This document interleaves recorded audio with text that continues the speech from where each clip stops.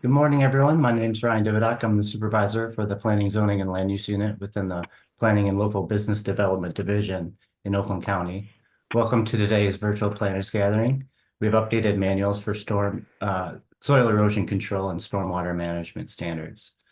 Just a few reminders, the meeting is being recorded and it'll be made available on our website.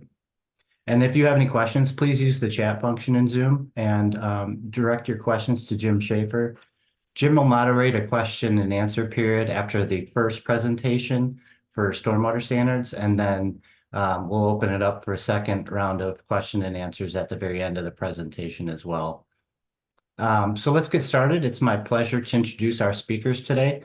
From the Water Resources Commissioner's Office, we have Lynne Seymour, Sarah Stoomiller, and Taylor Warstler. And also from Tetra Tech, we have Dan Christian and Jenna Troppman. Thank you all for joining us this morning. Lynne, the floor is yours. All right. Well, good morning, everyone. Let's see. Taylor, can you bring up the presentation for me? All right. Next slide. All right. So here's our agenda for today. I'm not going to read it to you, but as you can see, it's a pretty full agenda. And so we're going to try to break it up a little bit. We have an hour and a half to present, like Ryan mentioned. And so we will do the stormwater portion first, leave some time for maybe 5 minutes of Q&A, and then we will start the soil erosion. And then if we don't answer any of your questions in that first break, just hang on and we'll try to cover them at the end. So in case you're hearing this for the first time, we're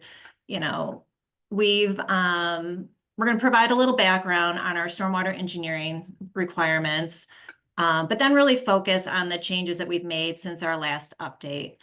I apologize in advance to those of you who attended our planners gathering presentation last year, because a lot of the information may be redundant, but I promise you there is going to be new content presented today. And then after the stormwater Q&A, we'll switch gears and provide an overview of the soil erosion manual updates.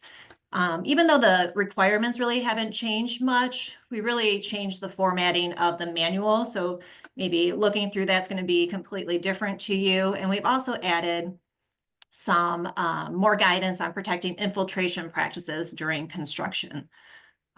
So why don't we just kind of jump in? Taylor, you want to go to the next slide? All right, so here's a little bit of the background. To protect all water resources under WRC's jurisdiction, we require the standards to be implemented for development and redevelopment projects throughout the county, whether it's in the regulated MS4 area or not. They also apply to county properties, such as county facilities and parks, per the resolution approved by the Board of Commissioners in 2021.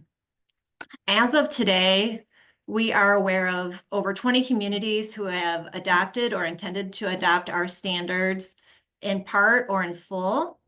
It is important to check with your municipality where your project is located within to understand what requirements apply. The more restrictive requirements will always take precedent. So Oakland County standards apply to development and redevelopment projects with construction activity greater than or equal to 1 acre, or is part of a common plan of development. I think they have everybody muted, but I don't want to talk. I just want to hear them. All right. So as I was saying, it's either or part of a common plan or development resulting in development or redevelopment activity greater than or equal to 1 acre. Hello. A common exemption includes the resurfacing of an asphalt or concrete parking lot or road that does not expose the aggregate or subgrade or result in replacement of the on-site drainage system. So think mill and fill. And another exemption includes when the development or redevelopment project is for emergency maintenance to protect public health and safety. Next slide. So these are our core design requirements. As many of you know, the core design requirements were adopted by Oakland County in May of 2021. They were developed in close coordination with Wayne, Macomb, and Livingston counties, and this resulted in a generally consistent set of standards across Metro Detroit. The channel protection volume control is necessary to protect our natural water courses from increased erosion and sedimentation due to increased imperviousness and runoff volume as development occurs. When implemented, it promotes groundwater recharge, it stabilizes flow rates and base flow in our water courses, and it addresses the water quality control criteria. It is the channel protection volume control that the infiltration and newly adopted MEP requirements fall under. Channel protection rate control is based on the 2-year, 24-hour storm event.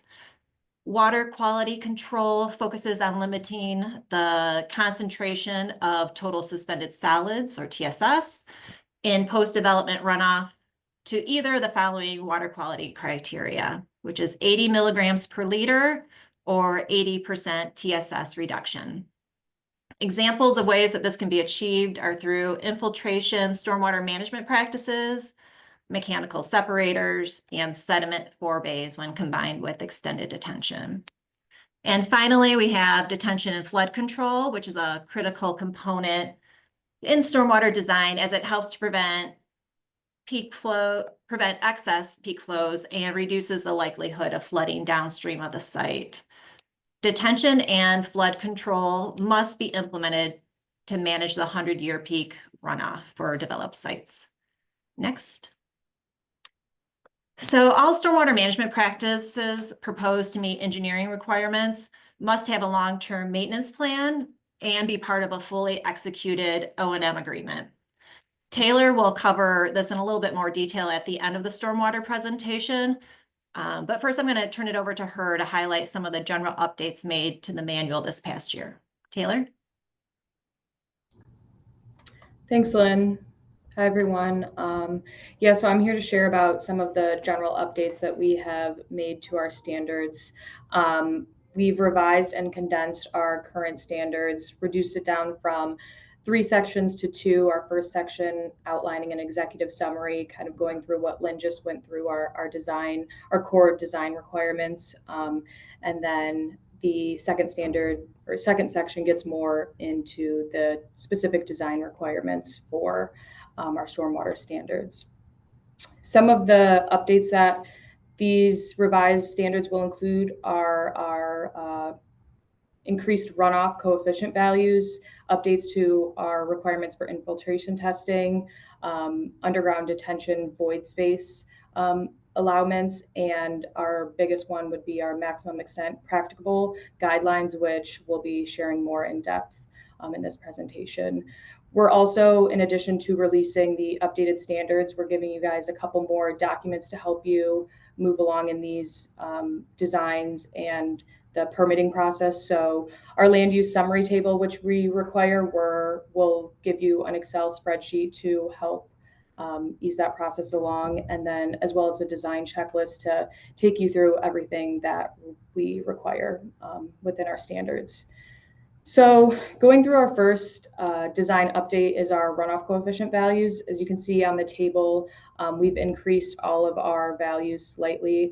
And this just is to be consistent with the regional standards, specifically Livingston, just getting up to speed with the region for these runoff coefficient values.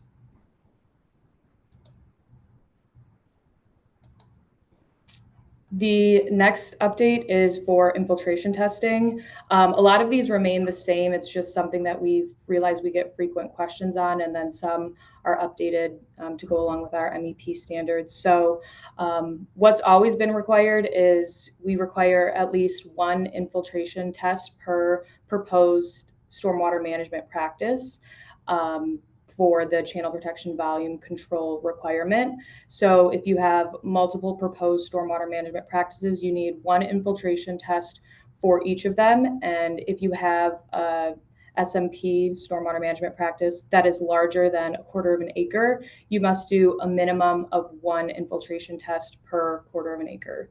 So if you've got an SMP that's 1/2 an acre, we would require 2 infiltration tests for that practice. Infiltration tests must be taken at the bottom elevation of the proposed stormwater management practice. A lot of times what we see is we'll get infiltration testing results that were taken at the bottom of a proposed detention basin, which is fine if that's where you're looking to do the infiltration, but that wouldn't necessarily translate to a proposed SMP that is only 2 to 3 feet deep when you've got a proposed detention basin that, say, 6 feet deep. So we're really looking for everyone to do infiltration testings for their proposed SMPs, but also evaluate their site and see where they could have more infiltration practices. So just because you do 1 infiltration test in your basin and you don't have infiltration doesn't mean that you're necessarily off the hook for infiltration. We want you to evaluate your site and see where else you're able to do that. So the way we've broken that down is if a site has more than 1/4 acre of green space, 1 test is required within each green space over 1/4 of an acre. So if we look at this example on the slide, those 2 starred areas are where we would be at least looking to have you guys do some infiltration tests. So if you did 1 in your detention basin, that wouldn't be sufficient. We would need at least 1 more, either in that north open space area or that east open space area in the corner of that site. So we're really looking for design engineers to take an early look at where infiltration is a possibility and make a best effort to infiltrate before implementing our maximum extent practical standards. For underground detention, our standards are updating to allow void space to be counted in the volume of your detention. That will come with a void space ratio of 0.3 to be used for a factor of safety. It will also require an isolator row, as well as the upstream TSS control that has always already been required. And in cases where infiltration, you have shown that infiltration is able to be done in the underground detention facility, that will be allowed with the results of those infiltration tests. So these are the additional supporting documents that I previously mentioned that will also be available for you guys to use in your design. On the left is the land use summary. This is something that we've had in our standards before, and we've had a table in our standards, but now you'll just have access to an Excel document that will help you fill this out. So everyone's got the same standard one that will be available. And then on the right is our design checklist. That's something new that we're adding with these revised standards. So this will take you through all of the requirements within our standards just to make sure that when you go to submit that initial application that you've got everything that we'll be looking for. And now I will be turning it back over to Lynn. Thanks, Healer. So in our previous version of the engineering stormwater standards, we provided an opportunity to receive an infiltration waiver when the measured infiltration rate was less than 0.24 inches per hour. Waivers were also issued when the groundwater table was too high or if the site had contaminated soils. When a waiver was issued, the only guidance provided was that volume reducing best management practices needed to be implemented to the maximum extent practicable, or MEP. Next slide. So the question we received all the time, like, what is MEP? What does that mean? So by definition, it was established by the Clean Water Act as a technology-based discharge standard for MS4 systems. I could continue to read the rest of the bullets, but I think we still end up with the same question. How do you know when you've implemented stormwater management practices to the MEP? Next slide. So over the past year and a half, it was our goal to develop clear MEP guidance for developers and design engineers to allow for consistent reviews and approvals. We started the process by researching MEP approaches in Michigan and across the US. However, we weren't successful in finding any existing guidance. So we decided to draft our own. We utilized best management practices outlined in the Michigan Low Impact Design Manual, and we applied them to previously submitted plans that received a waiver. So after we went through that process and determined that our draft guidance seemed reasonable, we sought input from our Oakland County MS4 communities through multiple means. One was through our Oakland County Stormwater Group. We also presented last year at the planners gathering. And then finally, based on some of the feedback we had at the planners gathering, we held 4 one-on-one meetings with community planners and engineers. We got great feedback and made some revisions to our draft requirements. So then once we finalized them, we sent them to Eagle for review and we received approval last year. So now I'm going to turn it over to Jenna and she's going to discuss more about the MEP requirements. Hello. I'm going to talk more in depth about what the MEP means and how to meet the requirement.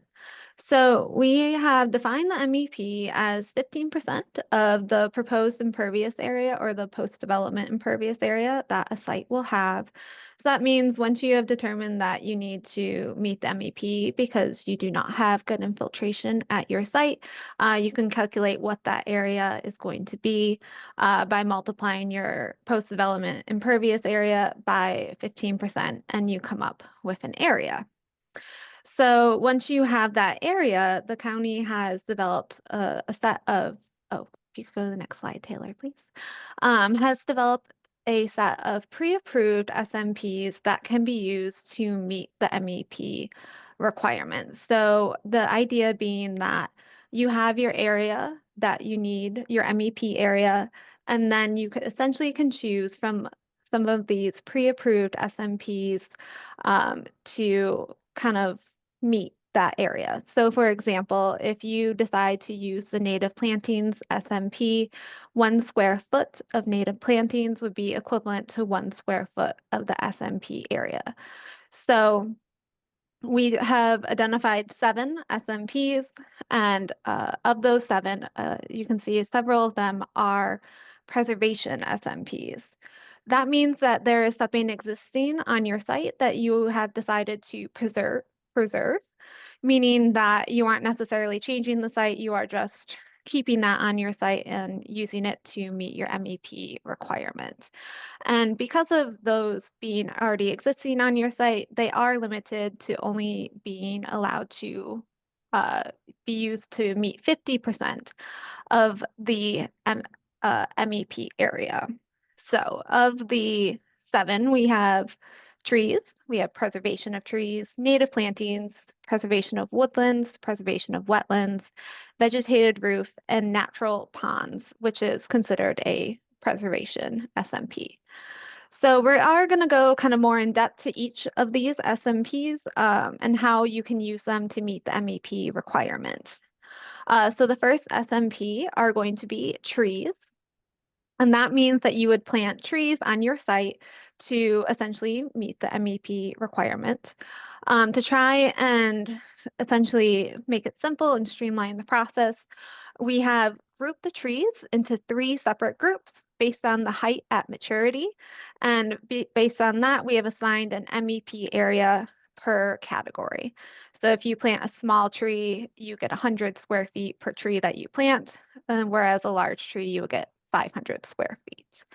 So the Oakland County Parks Department has a tree list of recommended trees, and we took their tree list and kind of grouped them into where they would be based on their relative tree size. So as you can see, we have a list of small trees, medium trees, and large trees.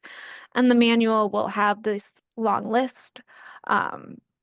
These are trees that you can add to your site that would count towards your MEP area. There are also other trees that you could use.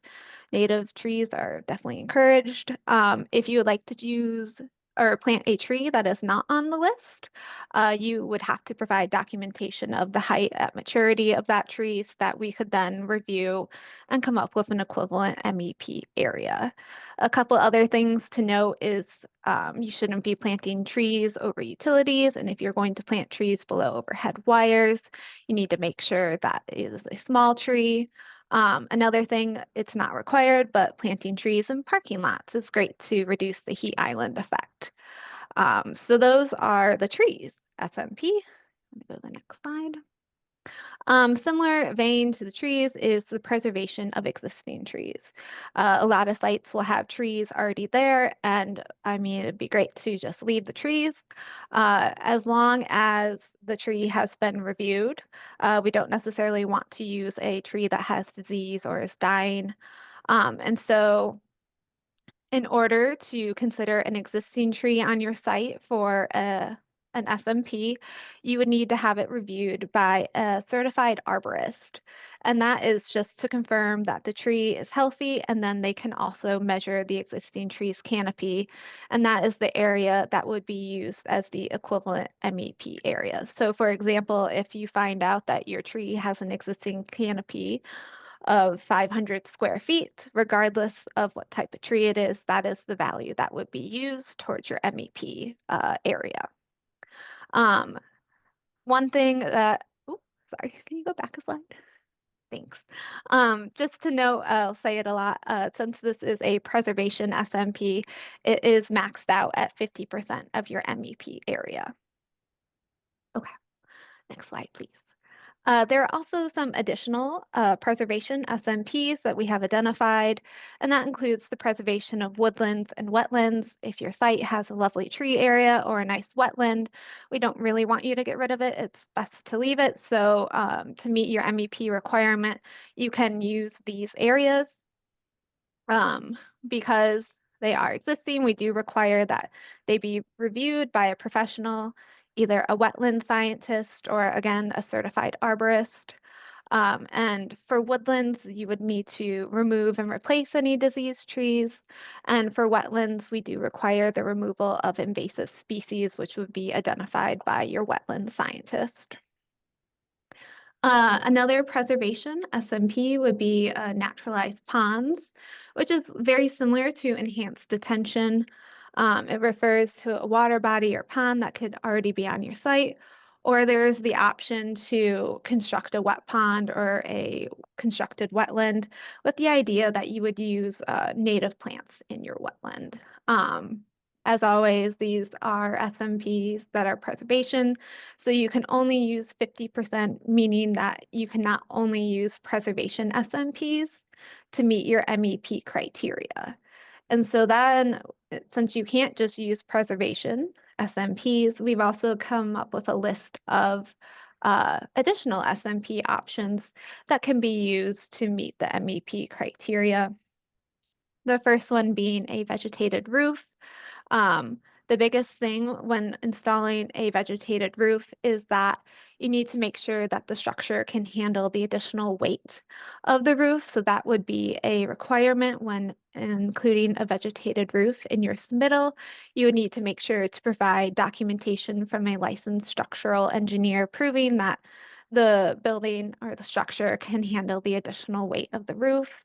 Vegetated roofs are really great for managing the first couple inches of rainfall, but after that, they do need to have an overflow or an outlet for larger storms. The other SMP that we have included in our pre-approved list are native plantings. This would be an area that you have clearly defined. We do not want it to be mowed over. A clearly defined area where you plant a bunch of native plantings, either flowers or grass.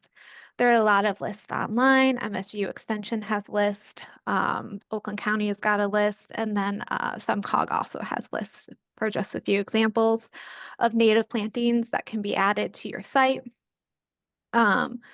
When you submit all of this information, you would have to list out what native plantings you are including at your site, and then the area of the native plantings would need to be quantified, and that is the area you would use towards your MEP area. Okay, so that was a very high level overview of the different SMPs that can be used, but what does it actually mean when it comes down to a site?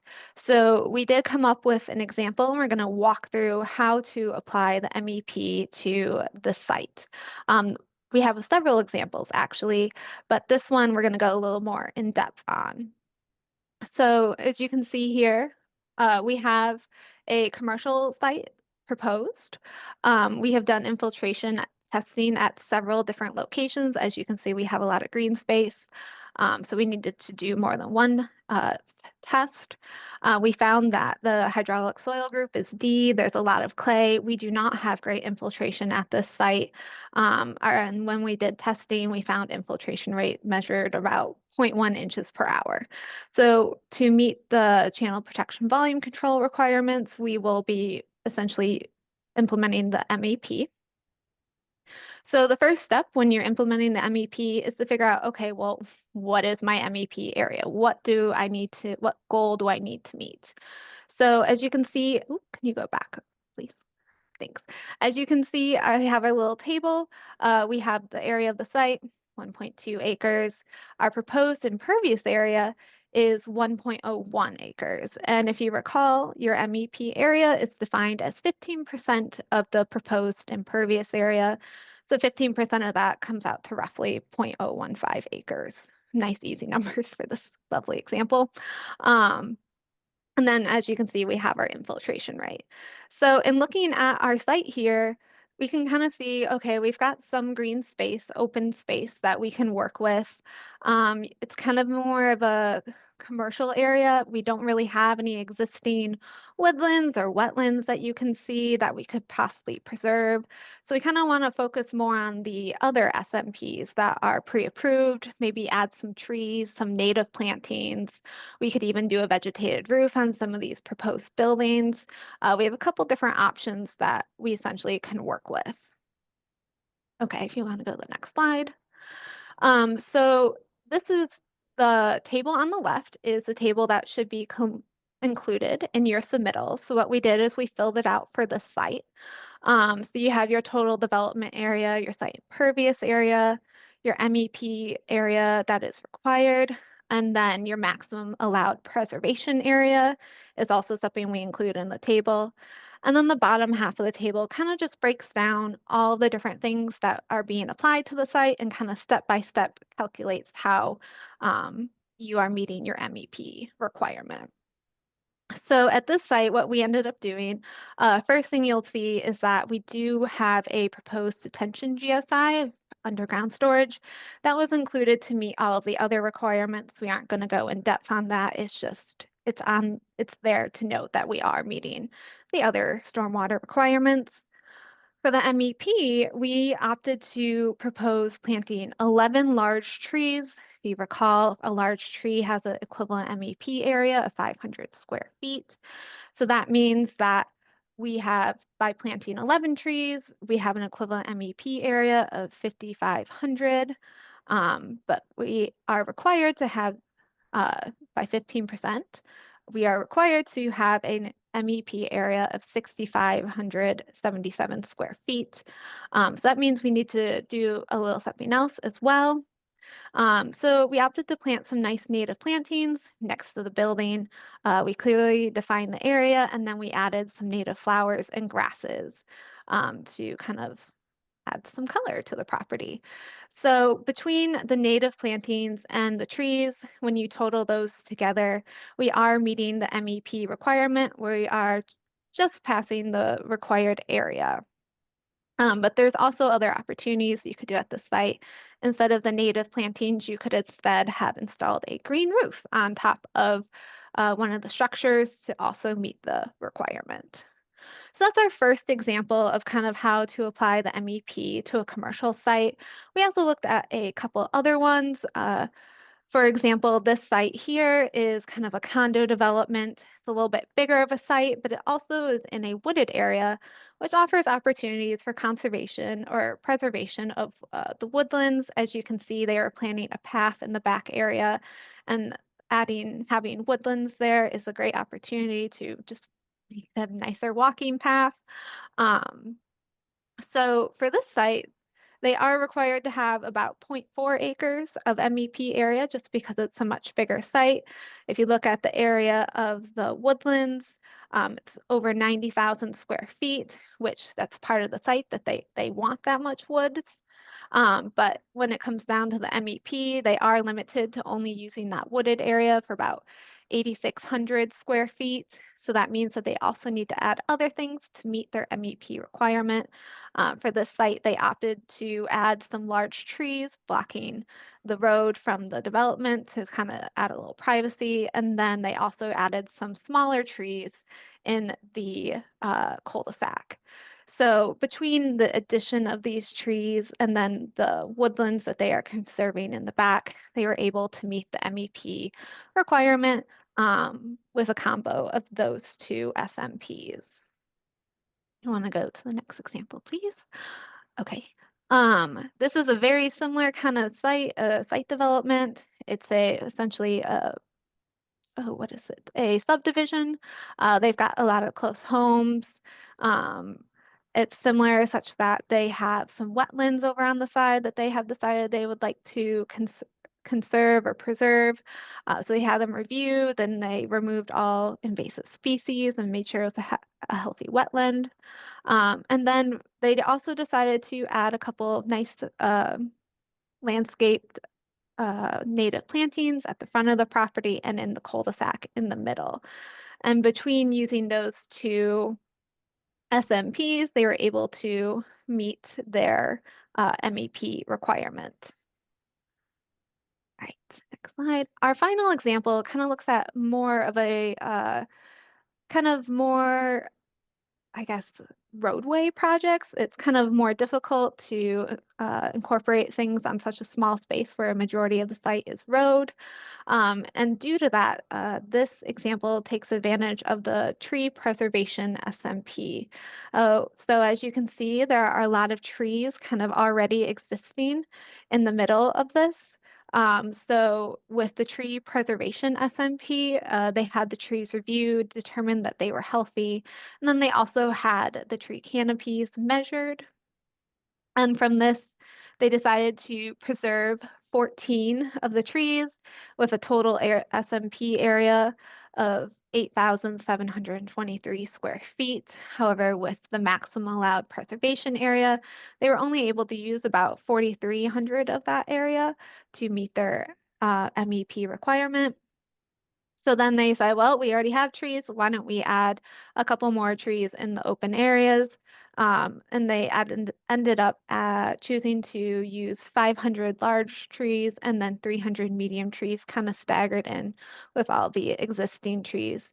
And using the two different tree SMPs, they were able to meet the MEP requirement.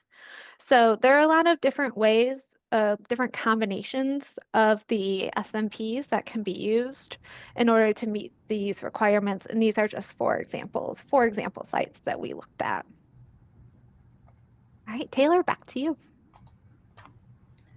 All right, thanks, Jenna. So in addition to our MEP standards being included on our plans, another aspect of MEP is that it must be included in the stormwater management O&M table and in the agreement that the designer or owner enters into with the municipality. So just like any other of the stormwater infrastructure on the site, it must be included in your O&M table and then within that agreement. And another aspect of that is that all of these SMPs must be maintained in perpetuity. So we have an example up here.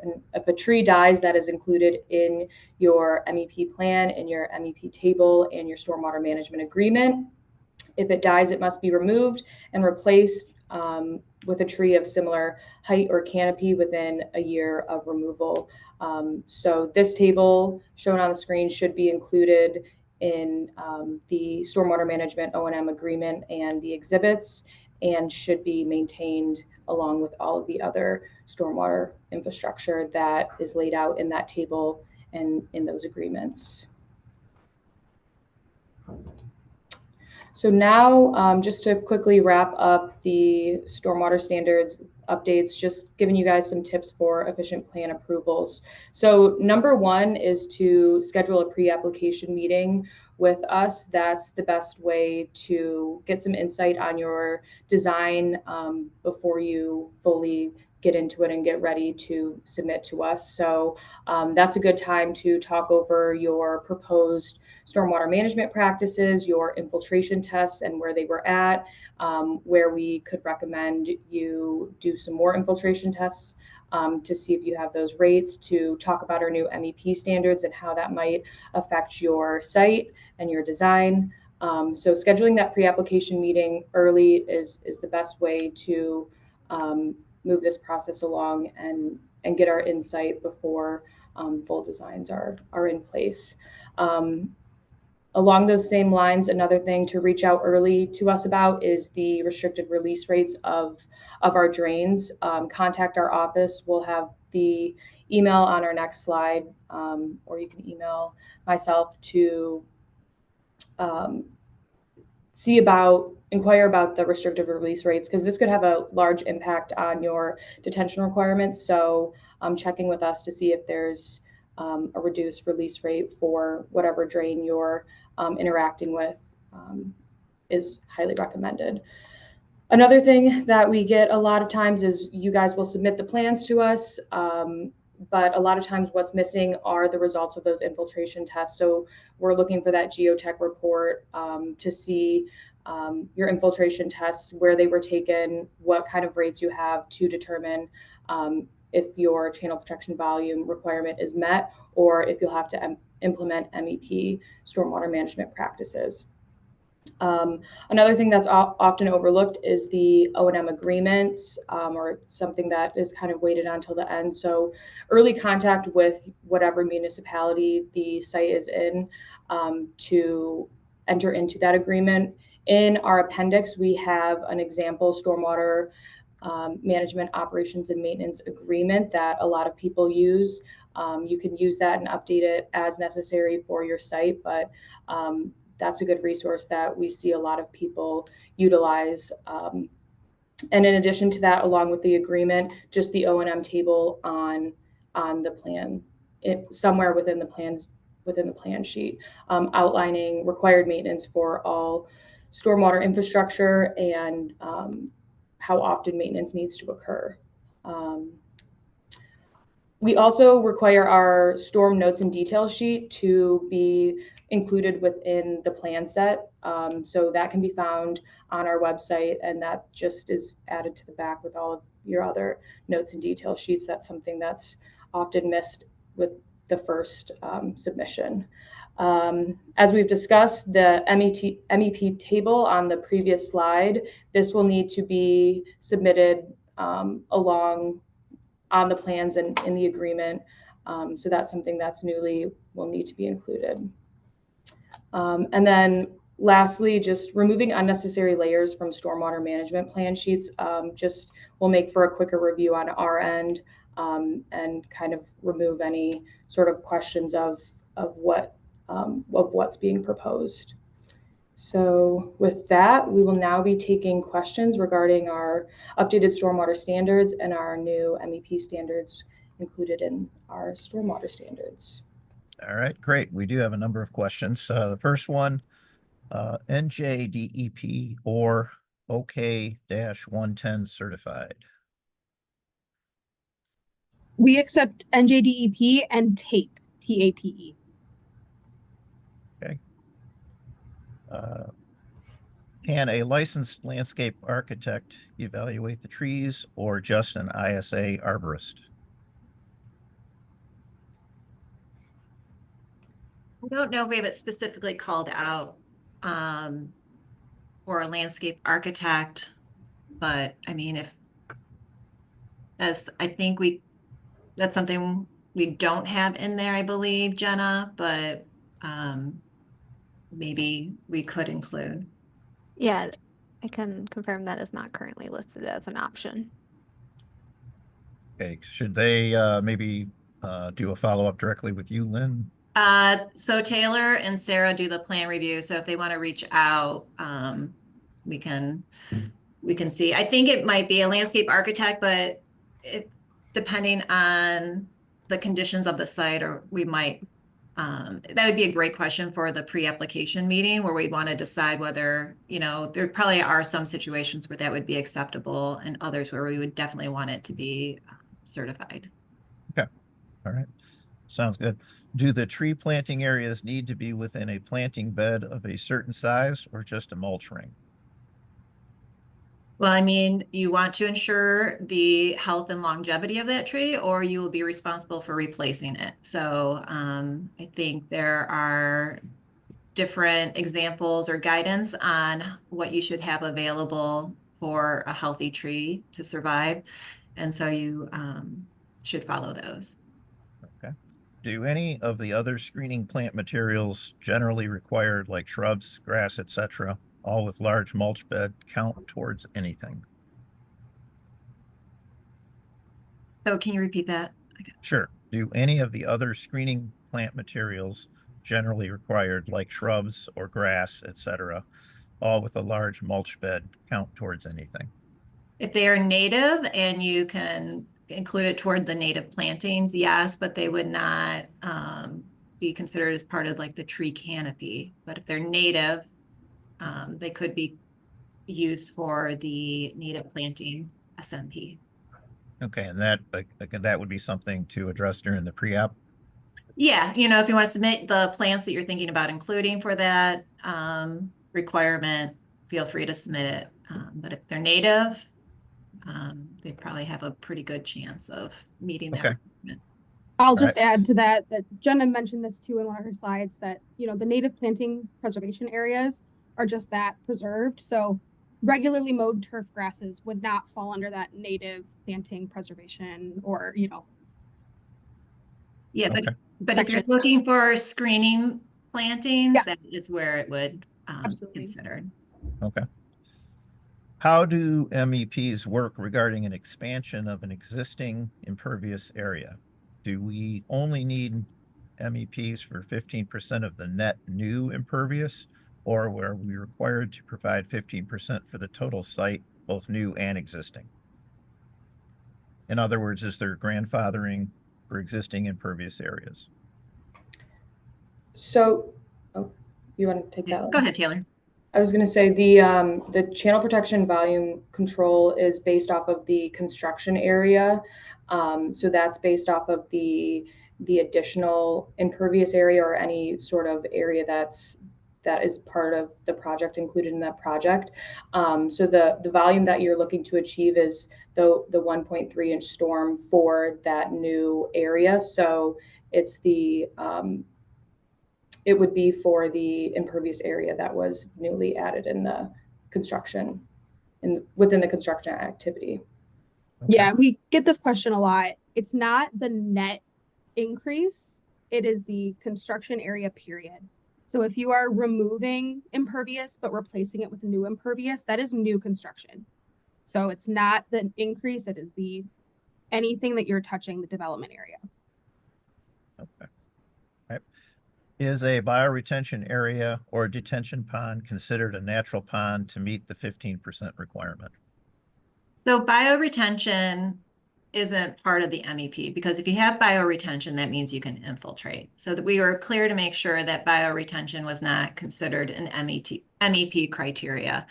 So when we talk about a pond, the pond is where we can meet a natural pond, where we have some native vegetation around it. That is where it can be considered for this preservation.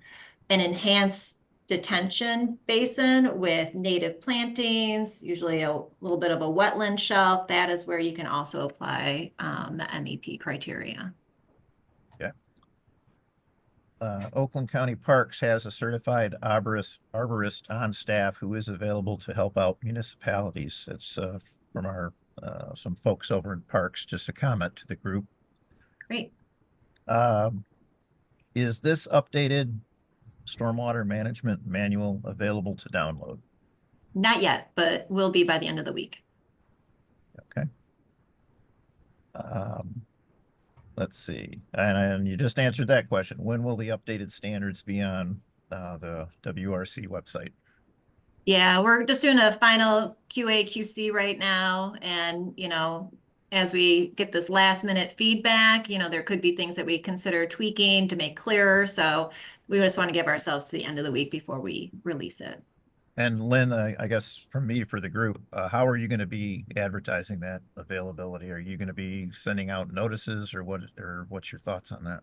So we always have them available on our webpage. And if you sign up on our webpage, you get notified automatically when we make updates. So that would be a great way, if you haven't done that, to sign up on our webpage, because we will make minor clarifications, and we note it on the revision date. We usually try to note what we updated for clarification reasons usually. So it is always beneficial that if you have been working on your own downloaded copy, to periodically check back at our webpage to make sure you are utilizing the most recent version. For this, though, again, just use our webpage to access them. We're not sending out an email Okay. or anything. Okay. Will any project currently under review follow the older standards? And then new projects submitted after the end of the week follow the new? Or what's the drop dead date on that? So I think for the most part, when we look at MEP, so MEP has always been something that we've been including with our reviews. Now we're calling it more guidance. Like, now you understand when you submit a plan what you should be looking to meet. We wanted to give people, engineers, an idea of like, okay, if I want to get this project approved, what are the basics I at least have to meet? So MEP, I think, would not fall under any grandfathering. The C factor, yes, we're changing those values. We will, if you have already, you're near the end of approval, you've received feedback, yes. But if you just submitted your plans and you haven't received any feedback, we would probably look to be having you meet our new requirements. Because in some cases, the detention, if you have underground detention and now we're letting you use the void space, you do have a little bit of benefit by now adopting or implementing our new standards. So I think it's going to be on a case-by-case basis based on where you are in the review process. So for those folks who are in the pipeline, a quick call to their plan reviewer? Yeah, I think so. Like, if you've gone through and you're just addressed the final comments, you're good. Okay. All right. I'm not seeing any other questions, but to everybody, if you do have them, send them to me in chat directly, and we will address them at the end of the next presentation. Okay. Thanks, Jim. Taylor, why don't you go to the next slide? I'll kick off our soil erosion portion, and then I'll turn it over to Sarah and Dan to kind of cover the rest. We haven't presented on soil erosion a very long time. And I think we were discussing when the last time it was updated, our manual, and, it's at least been 2011, and that just might've been formatting. So, this is kind of, when you look through our new soil erosion manual, you're going to see it's very similar to the layout of our stormwater manual.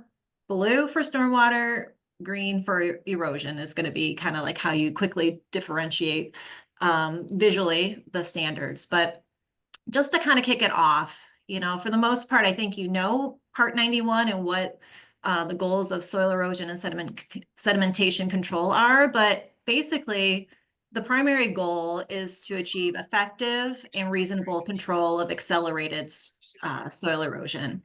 And so in the following slides, we'll hit upon WRC's jurisdiction. What is the regulated work under Part 91?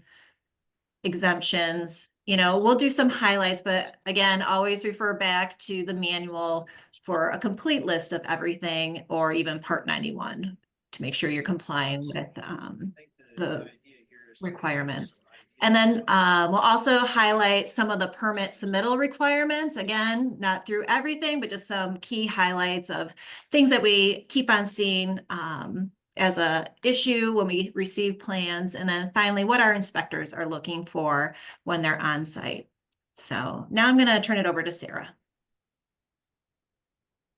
Thanks, Lynn. Hi, everybody. Sarah Stoomiller with the Oakland County Water Resources Department. So just quickly, like Lynn said, the basics of soil erosion, a quick refresher for you all. So we issue soil erosion permits for 48 of the 62 Oakland County municipalities. So we have this map on our website. But by all means, if you aren't sure, you can for certain reach out to us or reach out to the municipality you're doing your work in to find out who has jurisdiction. Next slide. So regulated work for soil erosion permits. So this applies to work or earth changes that disturbs 1 or more acres of land and or is within 500 feet of a lake, stream, wetland, or open drain. This includes a myriad of different types of work, but most importantly, to point out, any subdivision or lot development. It also includes prep for a site for a single family residence, and any water impoundments and waterway construction or improvements. Next slide. There are a few exemptions. So some of those exemptions are, like I said, any project that is less than 1 acre of disturbance or is over 500 feet from an open drain, lake, stream, river, pond, or wetland. Or if it's within 500 feet of one of those water bodies, but is less than 225 square feet of disturbance. It also excludes any active logging, mineral mining, or active farming. But this does not exclude any access roads or ancillary activities that are needed to set up these projects. So any roads that need to put in for farming or for active logging, things like that, those would still fall under needing a soil erosion permit. So permit submittal requirements, and this is just a highlight. So we're looking for a dedicated soil erosion and sedimentation control page with all non-related soil erosion info removed. Just like Taylor said earlier on the stormwater plan sheets, taking off anything that's not needed for soil erosion just makes your review go that much faster. The WRC SCSE detail sheet must be attached to the plans. Plans must also be final and stamped for construction. If there are any changes made after the soil erosion plans are approved, they must be resubmitted. So if you require both a soil erosion and a drain permit, making sure that any changes needed, especially because soil erosion and stormwater are pretty intertwined, making sure that you have, if you don't already have your drain permit approved, at least the final design completed. So everything should be stamped for construction on your soil erosion plan sheets. Please label the distance to any waters of the state and label temporary soil erosion BMPs and permanent post-construction stormwater management practices. So clearly labeling which ones are going to be used for soil erosion and which ones are used for post-construction. They may be one and the same, and I'll touch on this a little later, but ensuring that we understand which ones are temporary and will be eventually removed and which will be staying on site after the construction is done. When you submit for your permit, after you've received your response, your comments back, if the WRC does not receive requested revisions within 30 days, it will result in your permit application to be canceled and you must reapply. Inspections. So our inspectors are out there every, not at your site every day, but they're out there all day, every day. They're checking to see that all of your SCSE controls are installed and functioning properly. The streets are clean. Any of the soil from the construction site is staying on site. Any field changes, as I said on the previous slide, any field changes must be submitted and approved by the soil erosion supervisor prior to installation. Minor things that our inspectors sometimes can approve, but any major changes must go through the soil erosion supervisor. Any questions on that, call your inspector right off the bat. They'll let you know if you need to submit it in writing or not. WRC inspectors will also be inspecting the permanent stormwater management practices that are in compliance with the stormwater design standards. So they will be ensuring that your soil erosion BMPs, if those are getting transferred over to permanent stormwater management practices, they will be overseeing that inspection.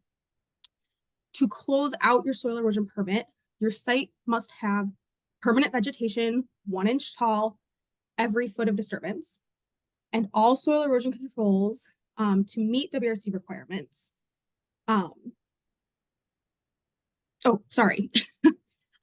Any of your permanent soil erosion controls to meet WRC requirements are also going to be inspected if they're staying on site. And they're also going to check that any temporary controls are removed. So that's why we're asking for anything that's permanent or temporary to be clearly labeled on the plans. Now, we have put a couple of new things in the soil erosion manual. So like Lynn said, we've just overall reorganized and updated the layout. So hopefully it's a little bit easier to follow. We've added a section on converting your temporary soil erosion control ponds into permanent stormwater management practices for the compliance of the post-construction stormwater standards. We also have new guidance for protecting any infiltration practices that you have proposed, again, as part of the stormwater design standards. And we've also updated our detail sheet, which really all we've done is removed any unused or outdated details. We don't have any new additional details. So just taking off things that nobody uses anymore. So converting your soil erosion basins to permanent stormwater management practices.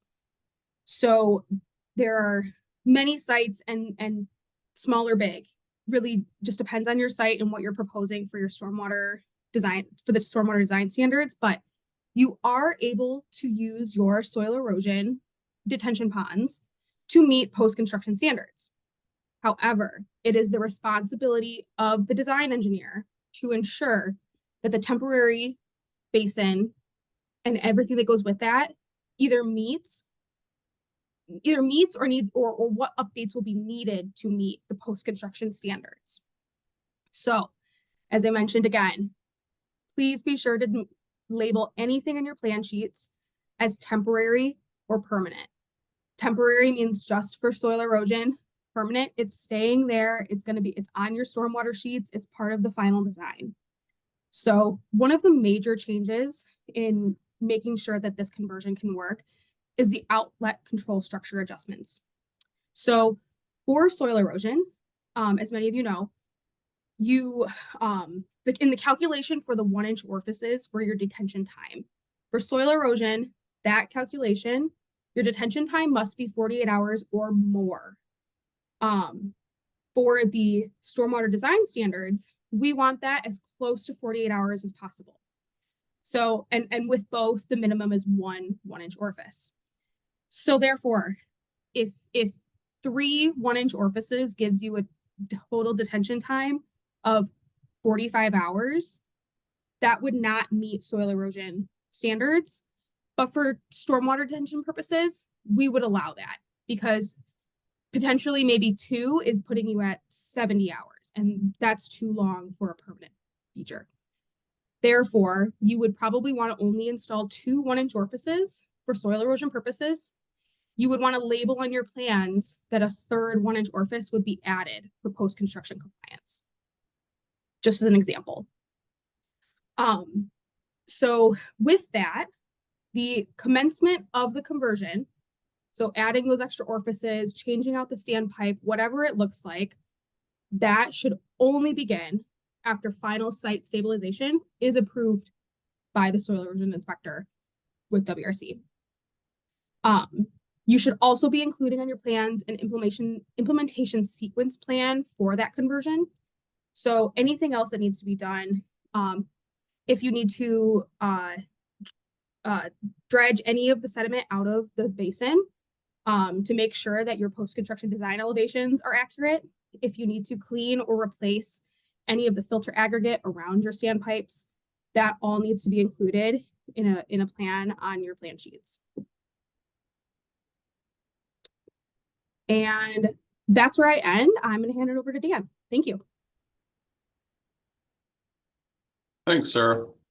Yeah, so we wanted to just highlight a few things when we're talking about a permanent stormwater management practice that's intended to infiltrate.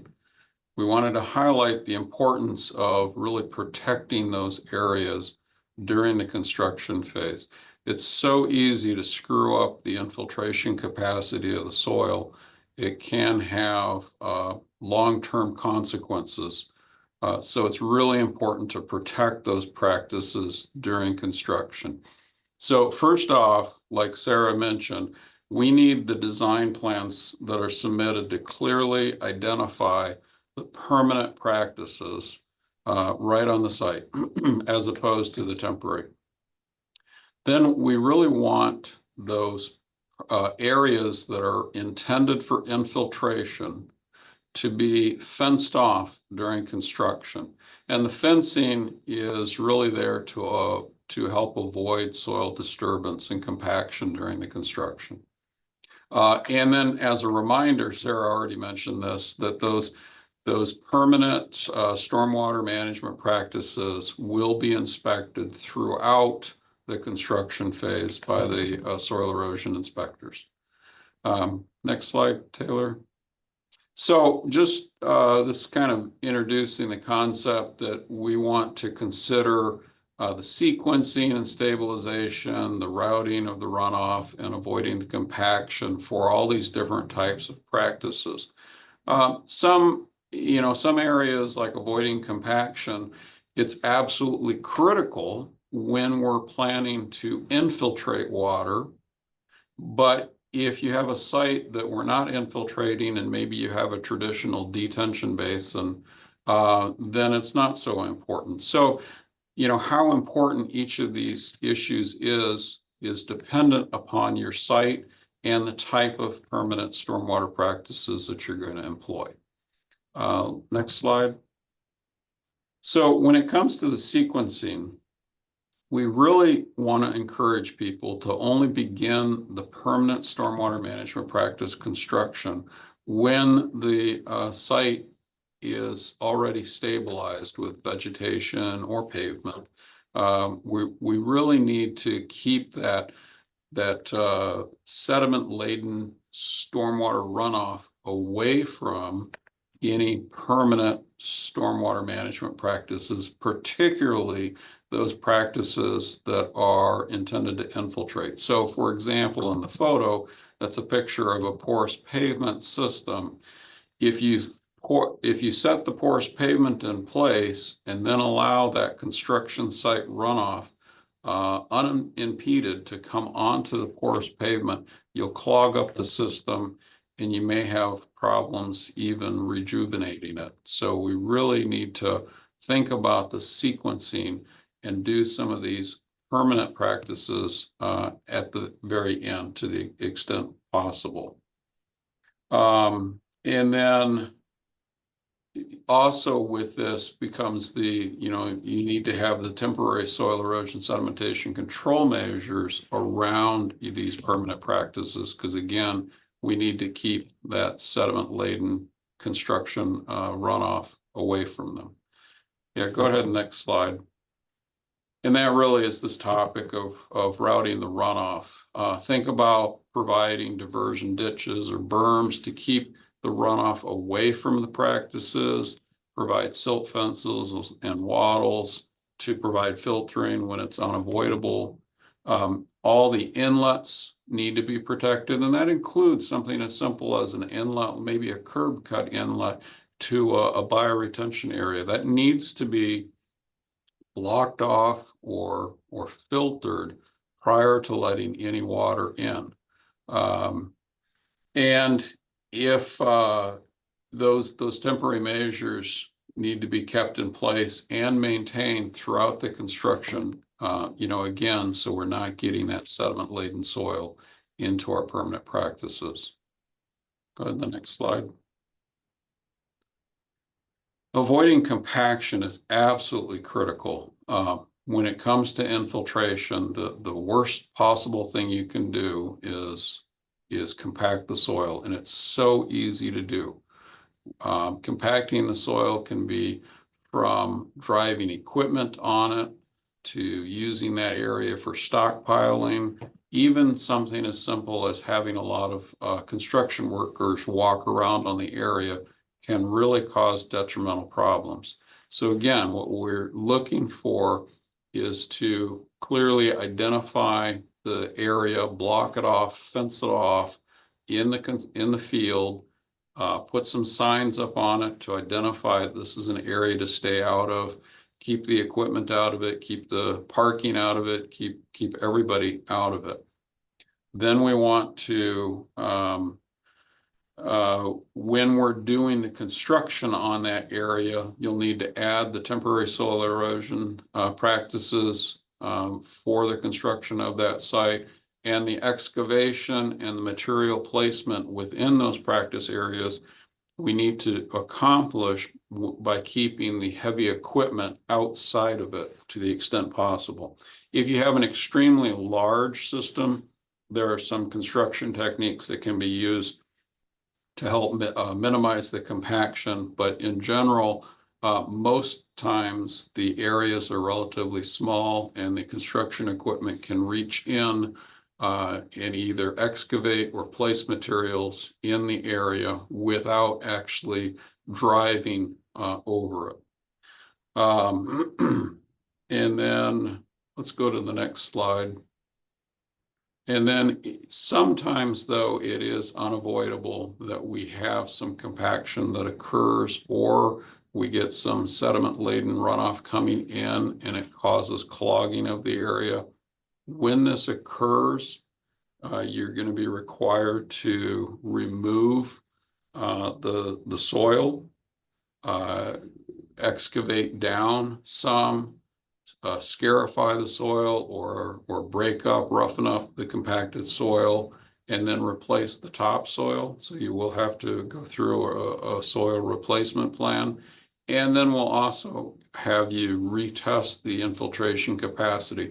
Remember, at the very beginning of the design phase, the folks went out and did infiltration testing, and we really need to, if there's been disturbances in these areas or possible compaction, we're going to ask you to retest that infiltration, and then the steps that will be required to further remediate the area will be determined by those infiltration test results.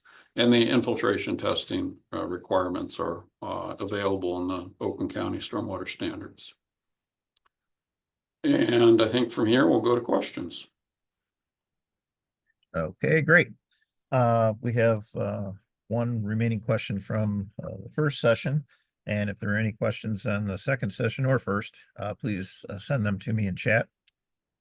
First question, can two different types of preservation add up to more than 50% as long as each is less than 50%? In other words, or an example, wetlands and tree preservation areas on one site. So you'd get a question like that. There are two different, I would say yes. Yeah, the whole purpose of the 50% preservation cap was because we are, when you have stormwater impacts and you're not infiltrating, it's better to have some kind of stormwater practice near the impervious area.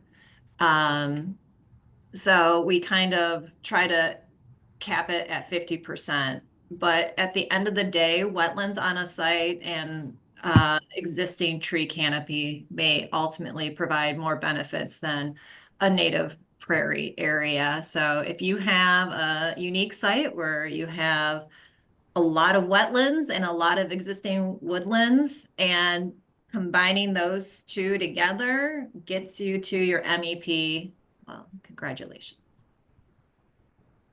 Okay. Do you want to progress to the last slide so everybody has an opportunity to get your contact information? Might be helpful. Okay. Next question, will the slide deck be made available? I can answer that. This session is recorded, and so you can review it at the link that's been provided several times in the chat. Any other questions out there? Send them to me in chat. All right, it looks like that's the end of the questions. So excellent presentation. Ryan, you want to take it over? Yeah, thanks both to everyone at Water Resource Commissioner's Office and from Tetra Tech for joining us. Also want to thank everyone else for joining us online today. And I want to just a reminder that we have another planners gathering coming up next week on March 20th, covering Oakland County's business loan programs. So again, thanks for joining everyone. Have a wonderful day.